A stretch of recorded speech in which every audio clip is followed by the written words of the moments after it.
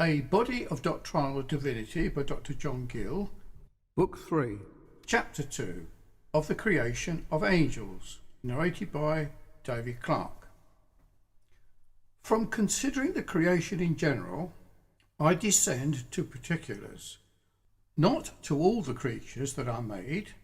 To treat of the nature, form, figure, and qualities of every creature in heaven and earth and sea would be a work too large and tedious, and what belongs to naturalists and philosophers, and not divines. I shall only consider angels, the chief of God's works in the heavens, and man the principle of his creation on earth, and begin with the angels.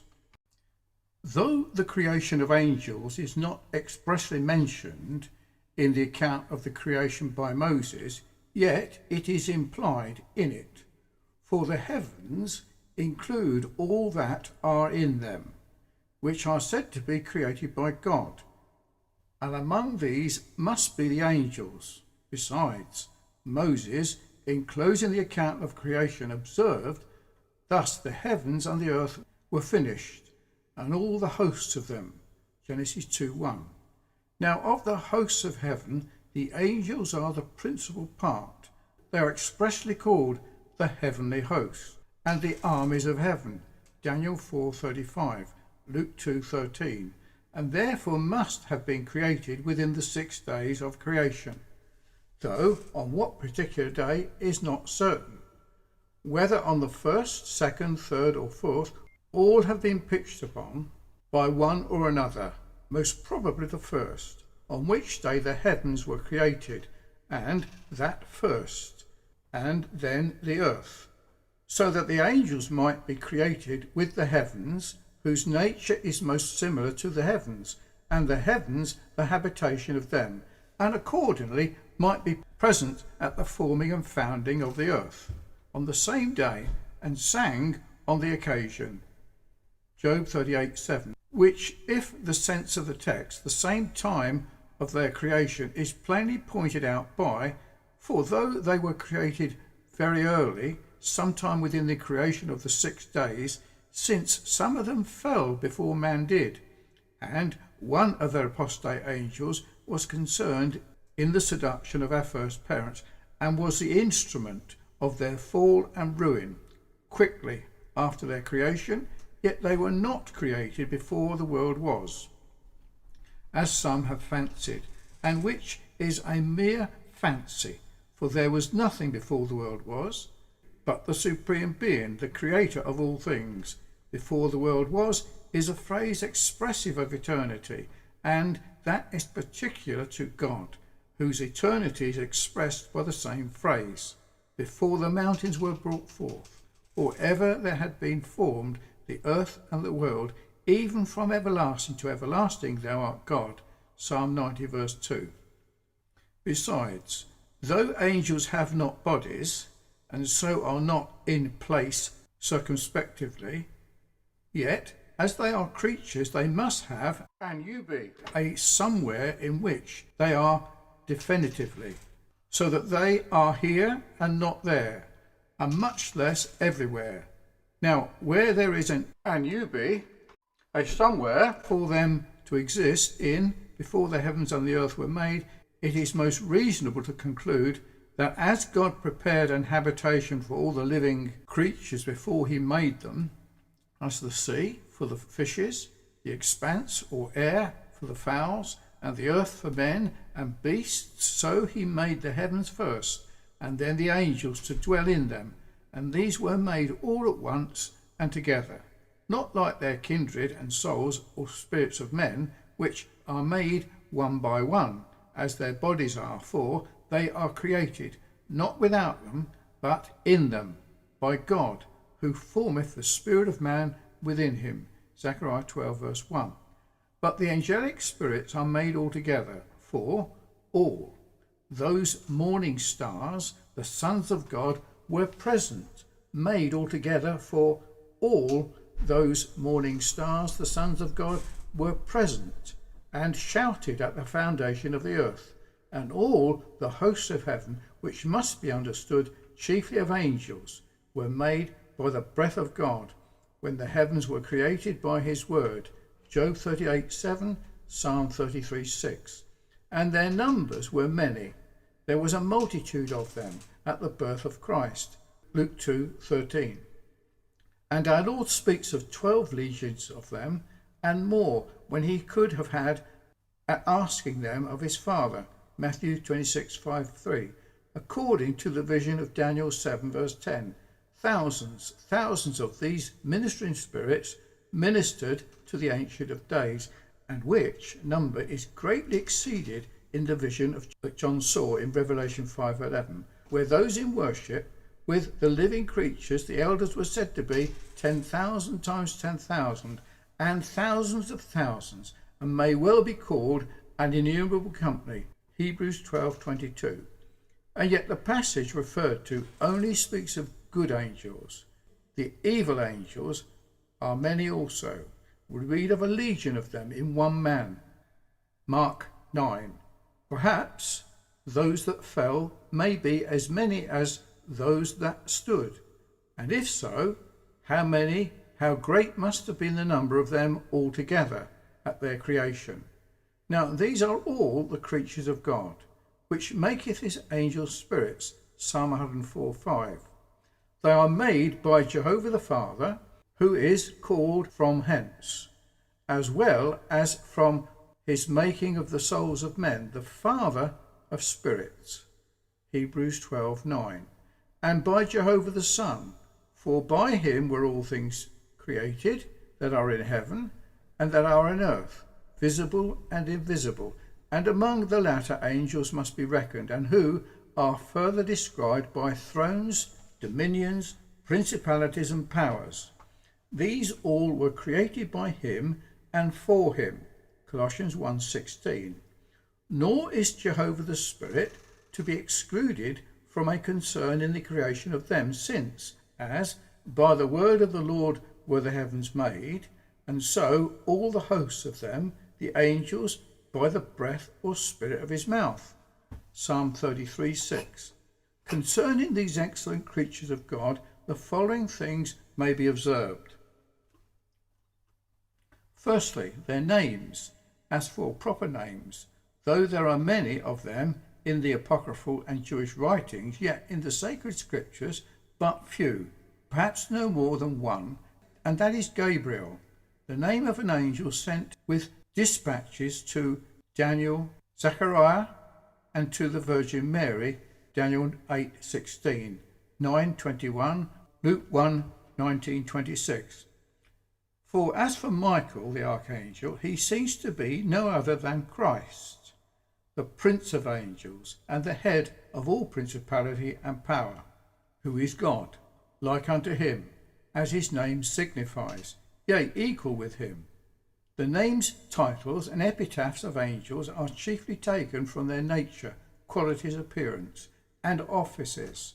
Some that are ascribed to them do not seem to belong to them, as cherubim and seraphim, which are names and characters of ministers of the word, as I have shown in a sermon of mine published, and the watchers in Nebuchadnezzar's dream, thought to be angels by many, more probably are the three divine persons in the Godhead. The same with the holy ones and the Most High. Daniel 4:17-24. The name of Elohim is their first principal one, translated gods with a small g. Daniel 4:17-24. The name of Elohim is their principal one, translated gods. Psalm 97:7, and interpreted of angels. Hebrews 1:6. And the same word is translated angels. Psalm 8:5, and which is justified by the quote in Hebrews 2:9. Now angels have this name because they have been sent with messages from God in his name to men, and they have spoken in his name, and been his representatives, and may be called so as magistrates. Some are because God's vice-regents, and act under him, and for a like reason have the names of thrones, dominions, principalities and powers. Colossians 1:16. not because of any hierarchy or order of government established among themselves, which does not appear, but rather because of the dignity that they are advanced to, being princes in the court of heaven, and because of that power and authority which under God and by his direction they exercise over kingdoms, provinces, and particular persons on earth. And if the text in Job 38:7 is to be understood of angels, it furnishes us with other names and titles of them, as morning stars and sons of God. And they may be called morning stars because of the brightness, splendour and glory of their nature, and because of the clearness of their light and knowledge and understanding, in which sense they are angels of light, and into one of which Satan sometimes transforms himself, who was once a bright morning star. And these may be said to be the sons of God, not by grace and adoption as saints are, much less by divine generation as Christ is. For unto which of the angels said he at any time, Thou art my son, this day I have begotten thee, Hebrews 1:5, but by creation, being made in the image of God, which consists in wisdom and knowledge, in righteousness and holiness, and being his favourite and beloved by him. They sometimes have the name of men given them because they have appeared in a human form. Such were two of those who appeared like men to Abraham, and afterwards to Lot, and two others seen by the women at Christ's sepulchre, Genesis 18:2, 19:1, 5:8, Luke 24:4. The most common name given to these celestial spirits is that of angels, the word for which in the Hebrew language, and which is used of them in the Old Testament, signifies messengers. And so, the uncreated angel Christ is called the angel or messenger of the covenant, Malachi 3:1, and it comes from the root represented in the Ethiopic dialect, which signifies to send, because these spirits have been often sent with messages and dispatches to the children of men. The word angels we use comes from a Greek word which signifies the same, and are so called from their being sent on and bringing messages which they declare, publish and proclaim. Secondly, the nature of angels, which is expressed by the words spirits. So good angels are called spirits, and ministering spirits, Hebrews 1:7-14, and evil angels, unclean spirits. Christ gave his apostles power to cast out of the bodies of men, Matthew 10:1, Luke 10:17-20. That is spiritual substance. They are real personal beings that subsists of themselves. There was a sect among the Jews of Sadducees who said there was neither angel nor spirit, Acts 23:8, and our modern Sadducees are not less absurd, who assert that good and evil angels are no other than good and evil thoughts, but this is to be confuted from the nature and names of angels, from the offices they bear and are employed in, from the works and actions ascribed unto them, from the power and faculties of will and understanding and affections they are possessed of, and from the happiness and misery assigned to them that do well or ill. From all which it appears that they are not imaginary or mere qualities, but personal beings, and they are of a spiritual nature, not composed of parts, as bodies are, and yet they are not so simple and compounded as God is, who is a spirit. In comparison to him, they approach nearer to bodies, whereas Tertullian and some other of the fathers ascribe to them to be corporal, though with respect to bodies they are incorporeal. It is difficult for us to form any idea of a spirit. We rather know what it is not than what it is. A spirit hath not flesh and bones as we see we have, says Christ, Luke 24:39. Was it corporal? A legion of spirits could never have a place in one man, nor penetrate and pass through the bodies through doors bolted and barred, as these angelic beings have. Nor is it any objection to their being incorporeal that they have sometimes appeared as men, since they have only seemed so, or they have assumed bodies only for a time. So they have assumed bodies only for a time, and then laid them aside.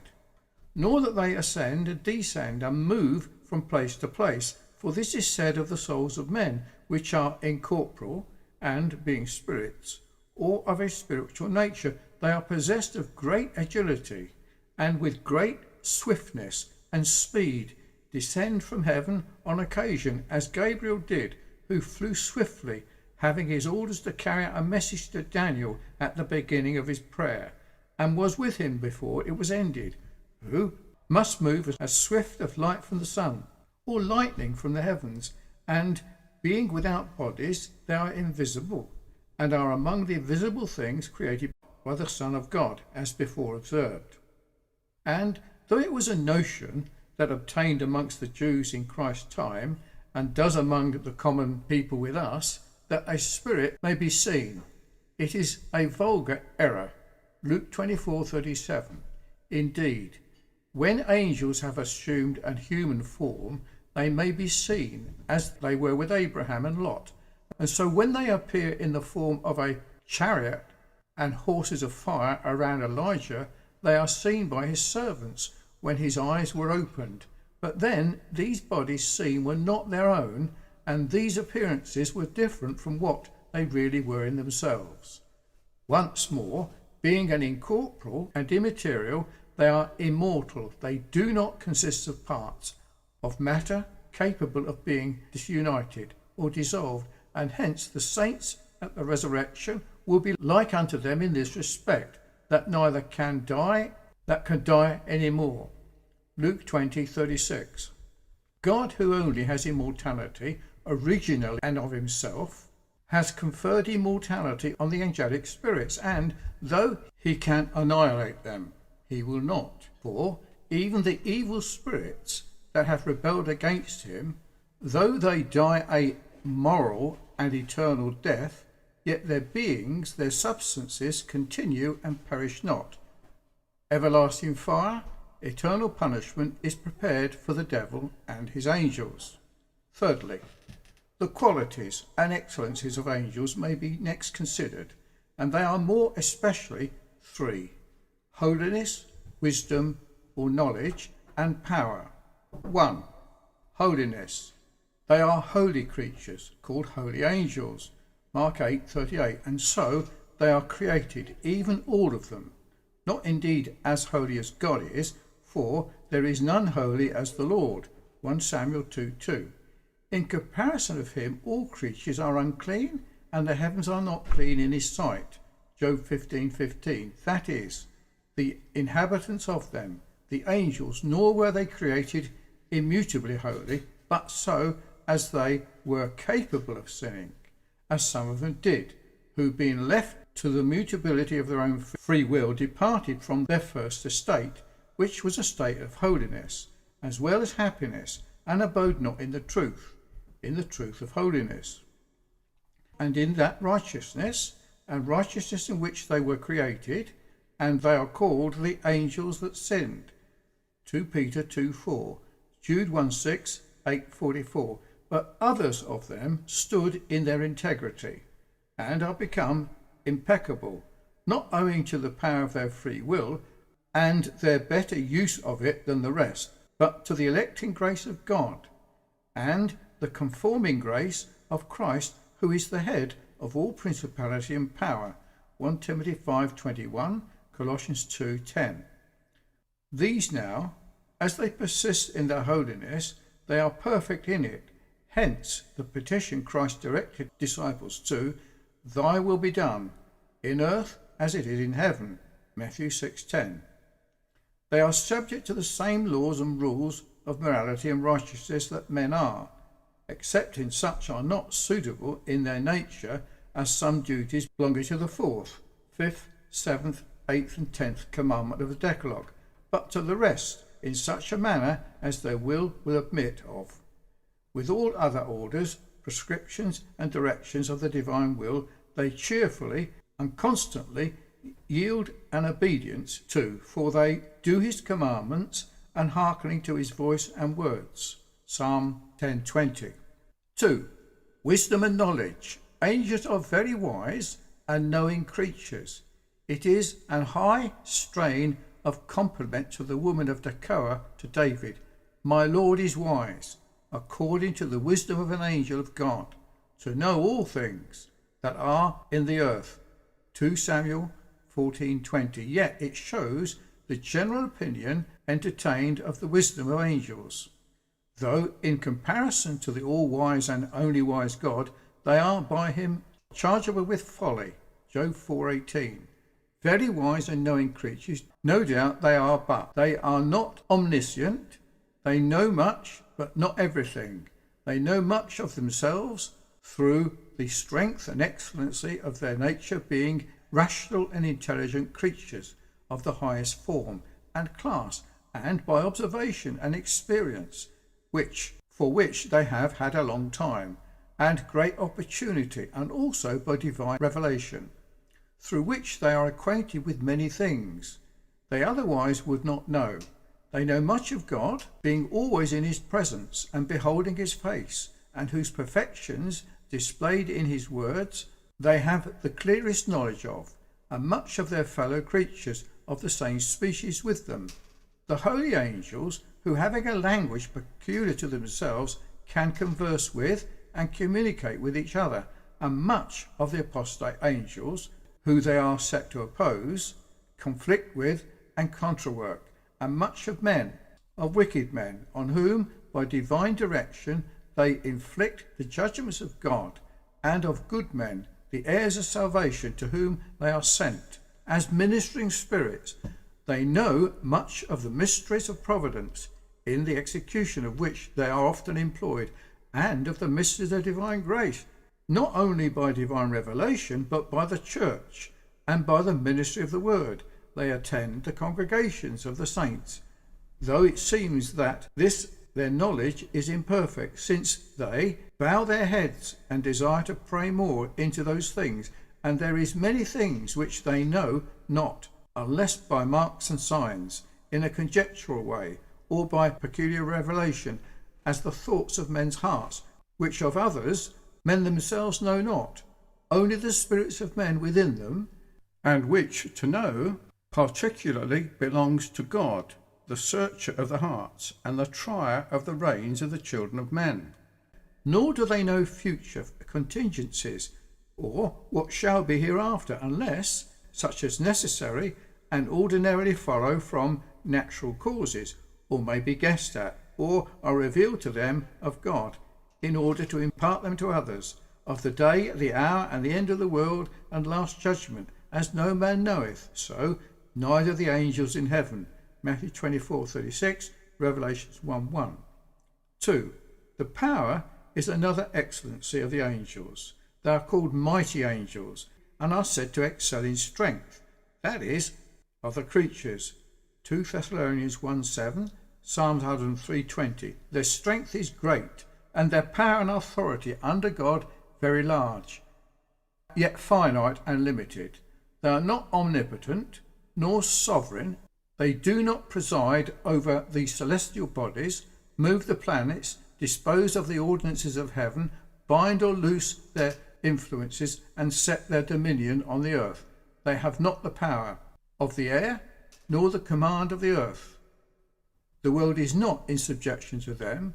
They are capable indeed, under a divine influence and by divine direction, help and assistance, of doing great and marvellous things, of holding the four winds of heaven, and of quenching the violence of fire, and of stopping the mouths of lions, and restraining other hurtful things. They have great power over the bodies of men, of moving them from place to place.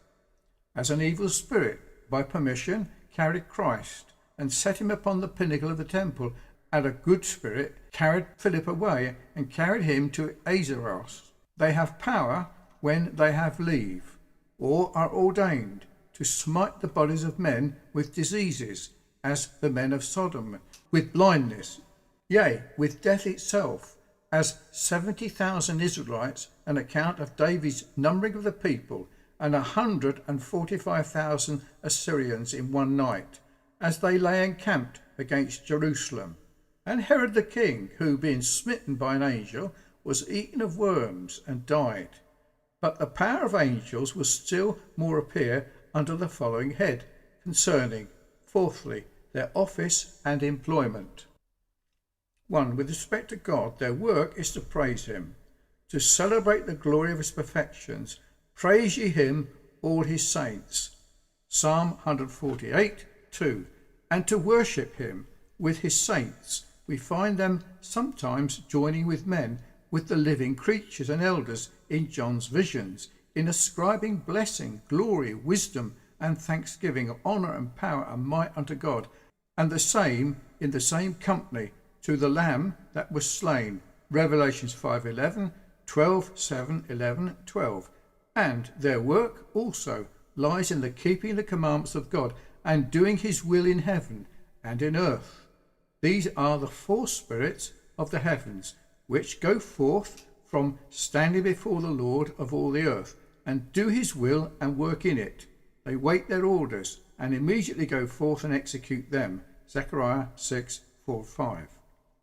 Secondly, with respect to Christ, on whom they are said to ascend and descend, as they did on Jacob's ladder, a type of him. Genesis 28:12, John 1:51. These attended at the incarnation of Christ. One informed the Virgin of her conception of him, removed her doubts about it, and explained to her the mystery of it. Another encouraged Joseph to take her to wife, who thought to put her away because of her pregnancy. And a third published the news of his birth to the shepherds, and who was presently joined with a multitude of them, who in chorus celebrated the glory of God displayed therein. Yea, when God brought him, his firstborn, into the world, and manifested him in human nature, he gave orders to all the angelic hosts to do him homage and worship him, saying, Let all the angels of God worship him. Luke 1:3-35, and Matthew 1:19-20, Luke 2:10-14, and Hebrews 1:6. These had the care and charge of him in his state of humiliation. They were solicitous of the preservation of his life in his infancy. When Herod sought to take it away, an angel gave notice of it to Joseph in a dream, and directed him to take the child and his mother and flee to Egypt. And I see no reason why these wonderful escapes of Christ out of the hands of his enemies in latter years, when just going to destroy him, may not be ascribed to the ministration of angels, since it is most certain that God gave his angels charge over him to keep him in all his ways. Matthew 2:13, Luke 4:29, John 5:59, Psalm 91:11. When he had fasted 40 days and nights in the wilderness.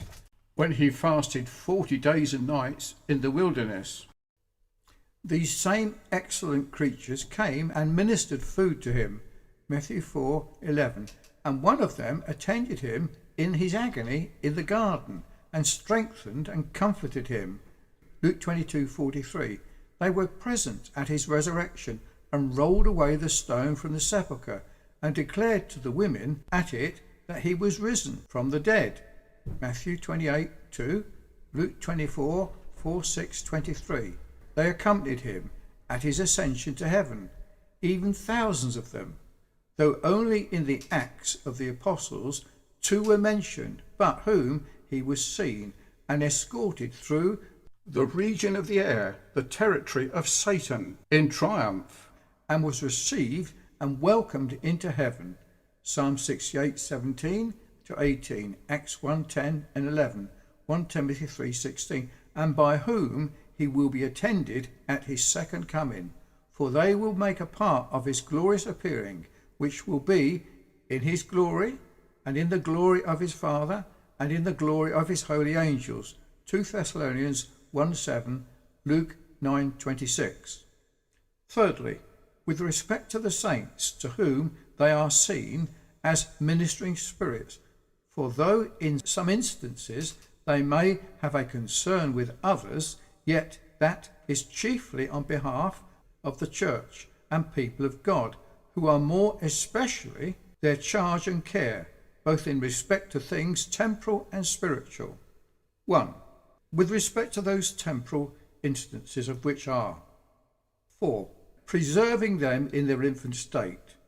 There is a special providence concerned with the elect. As soon as they are born, they are under the particular watch and care of it, and are distinguished by it, which is what the apostle means when he says that God separated him from his mother's womb, Galatians 1:15, and which providence may be thought to be chiefly executed by the ministering angels, for though it is not certain, which yet some scriptures countenance, Matthew 18:10, Luke 12:15, that everyone has a guardian angel, since sometimes more angels are deputed to one, and sometimes but one or many.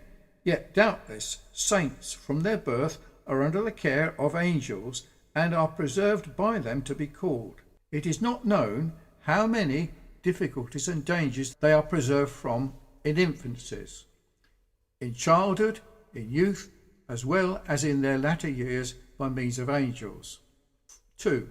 Providing food for them when in want of it, or that they might not want it, as they ministered food to Christ in the wilderness, and prepared manna, called angels' food, because prepared by them in the air, and let down by them from thence, and for the Israelites during their 40 years' travel, as an angel dressed food for the prophet Elijah, and called upon him to rise and eat, Matthew 4:11, Psalm 78:25, 1 Kings 19:5-8.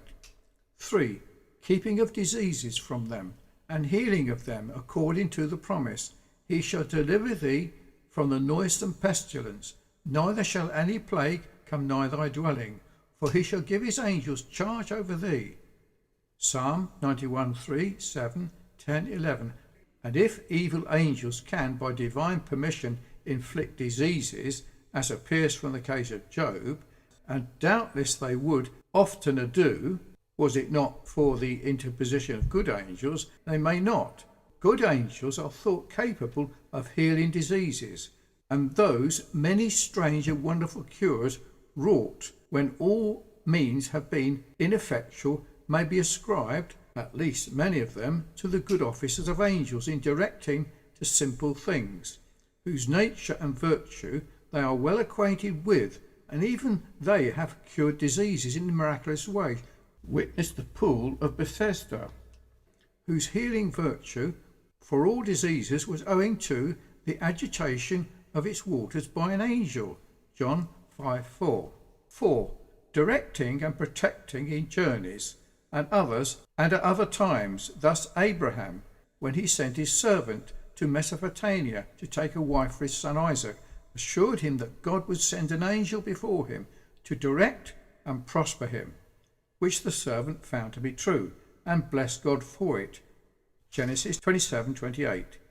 So Jacob, as he was wrestling, was met by the angels of God, who divided themselves into two hosts for his guard, and one went on one side of him and the other on the other side, or one went before him and the other behind.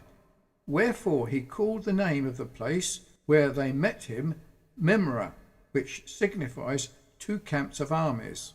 Genesis 32, 1-2. And even all that fear the Lord have such a guard about them. 4. The angels of God encamp around them that fear him. Psalm 34:7. 5. Keeping from danger and helping out of them, whom Lot and his family were in danger of being destroyed in Sodom. The angels laid hold on their hands and brought them forth, and set them without the city, and directed them to escape for their lives to an adjacent mountain. Genesis 19:15-17. And the preservation of Shadrach, Meshach, and Abednego in the furnace of fire, and of Daniel in the lion's den, is ascribed to angels. Daniel 3:28, 6:22. The opening of the gates of the prison where the apostles were, and setting them free, and the deliverance of Peter from prison, those whose chains fell from him, and the gates opened before him, was done by angels. Acts 5:19, 20, 12:7, 10. 2. With respect to things spiritual. 1. Angels have been employed in revealing the mind and will of God to men. They attended at Mount Sinai when the law was given. It is said to be ordained by angels, and to be given by the disposition of angels, and even to be the words spoken by angels. Deuteronomy 32:2, Acts 7:59, Galatians 3:19, Hebrews 2:2. And an angel published the gospel and brought the good news of the incarnation of Christ and salvation by him. Luke 2:10 and 11. An angel made known to Daniel the time of the Messiah's coming, as well as many other things relating to the state of the church and peoples of God. Daniel 8:16 to 19. 9:21-27, 12:5-13. And an angel was sent to signify to the apostle John the things that should come to pass in his time and all ages to the end of the world. Revelations 1:1. 2. Though the work of conversion is the sole work of God, yet as he makes use of instruments in it as ministers of the word, why may he not be thought to make use of angels? They may suggest that to the minds of men which may be awakened to them, and may improve a conviction by the providence which may issue in conversion. However, this is certain, that they are acquainted with the conversations of sinners, and there is joy in heaven and in the presence of the angels of God over one sinner that repenteth, more than over 99 just persons that need no repentance. Luke 15:7-10. 3. They are useful in comforting the saints when in distress, as they strengthen and comfort Christ in his human nature when in an agony. So they comfort his members, as Daniel when in great terror, and the apostle Paul in the tempest. Daniel 6:23, 10, 11, 19, Acts 27, 23, 24. And as when in temporal, so when in spiritual distresses. For if evil angels are capable of suggesting terrible and uncomfortable things, and of filling the mind with blasphemous thoughts and frightful appearances, good angels are surely capable of suggesting comfortable things, and what may relieve souls distressed with unbelief and doubts and fears and the temptations of Satan. 4. They are greatly assisting in repelling the temptations of Satan.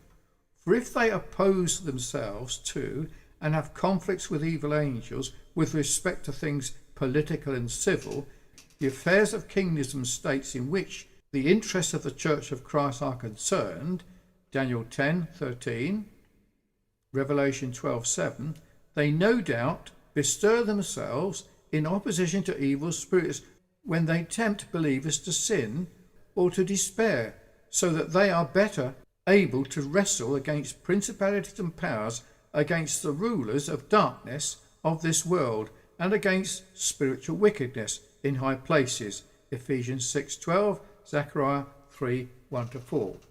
5. They are exceeding useful to saints in their dying moments.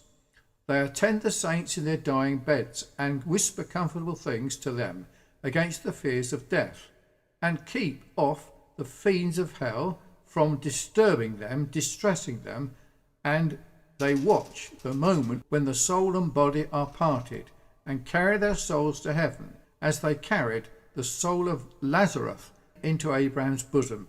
Luke 16:22. And thus Elijah was carried to heaven, soul and body, in a chariot of fire, and the horses of fire, which were no other than angels, which appeared in such a form for the conveyance of him. 2 Kings 2:11. 6. angels, as they will attend Christ at his second coming, when the dead in Christ were raised first, so they will be made use of by him to gather the risen saints from the four quarters of the world and bring them to him, to gather the wheat into the garner, and to take the tares and even all things out of his kingdom that offend and burn them. Matthew 13:24-31. From the whole it appears that the angels are creatures, and so not to be worshipped, which kind of idolatry was introduced in the apostles' time, but condemned. Colossians 2:18. The angels themselves refused and forbade it. Revelations 19:10, 22, 8 and 9. Yet, notwithstanding, they are to be loved, valued and esteemed by saints, partly on account of their excellency in their nature, and partly because of their kind and friendly affairs, and care should be taken to give them no offence in public or private. 1 Colossians 11:10. For the saints are highly honoured by having such excellent spirits to wait upon them, and minister unto them, and he guards and beguards about them. And it is no small part of the gospel privileges for which they should be thankful, that they are come to an innumerable company of angels. Hebrews 1:14, 12, 22.